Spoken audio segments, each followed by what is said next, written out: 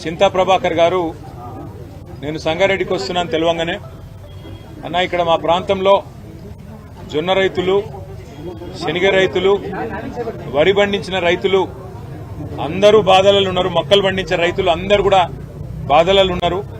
మీరు సాజిపేట రావాలి, వచ్చి ఇక్కడ మా రైతన్నలను కొంత కలవాలి. ఇక్కడ అధికారులకు కూడా ఒక హెచ్చరిక చేసినట్టయితది, ప్రభుత్వానికి ఒక హెచ్చరిక చేసినట్టయితది. రాష్ట్రంలో ఇవాళ రైతుల పరిస్థితి దయనీయంగా ఉన్నది.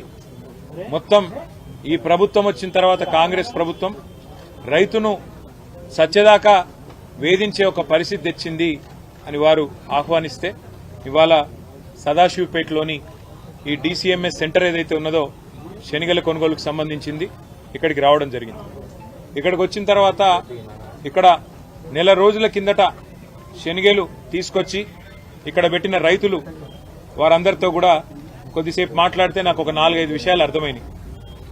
ఒకటి, ఇంతవరకు ఈ ప్రభుత్వం వచ్చినాక రైతు బంధు ఎన్నడూ టైంకు పడ్డది లేదు. ఈ రోజు ఈ నిమిషానికి మనం మాట్లాడుతున్న ఈ రోజు కూడా ఎకరానికో 2 ఎకరాలకో తప్ప రైతు బంధు కూడా మొత్తం వేయలేదు.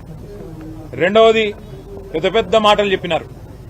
అన్ని పంటలు కొంటాం, కొనుడే కాదు అన్ని పంటలకు బోనస్ ఇస్తామని చెప్పి అభయహస్తం అని మేనిఫెస్టో పెట్టి అందులో మొక్కజొన్నకింత, తెల్లజొన్నలకింత, శనగలకింత, వరికింత అని చెప్పి మంచిగా పట్టిక కూడా రాసి ఆ మేనిఫెస్టోలో పెట్టి రైతులను పచ్చి మోసం చేసినారు. ఇలా వాస్తవం ఏంది అంటే రాష్ట్ర వ్యాప్తంగా ఉన్న పరిస్థితి ఒక సదాశివపేటలోనే కాదు రాష్ట్రం మొత్తంలో కేసీఆర్ ప్రభుత్వం ఉన్నప్పుడు 11 సార్లు రైతు బంద్ వేసింది కేసీఆర్ ప్రభుత్వం.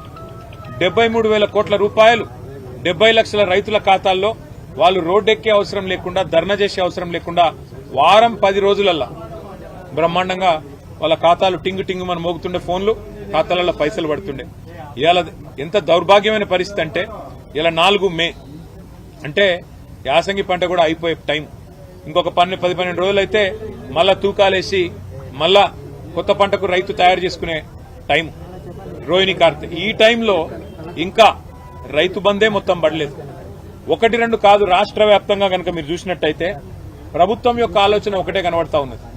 ప్రభుత్వం ఏమనుకుంటుందంటే అసలు ఈ జోకుడు, కొనుడు ఇవి బంద్ పెడితే మరి మద్దతు ధర ఇచ్చే బాధ తప్పుతుంది, బోనస్ ఇచ్చే బాధ తప్పుతుంది. లేకపోతే జోకితే కొంటే మళ్ళా రైతుకు పైసలు ఇవ్వాలి, మళ్ళా రైతు కోపానికి వస్తాడని చెప్పి ఇవాళ మొత్తానికి మొత్తంగా ఎక్కడా కొనుగోలు చేయకుండా తప్పించుకునే ప్రయత్నం చేస్తా ఉన్నది.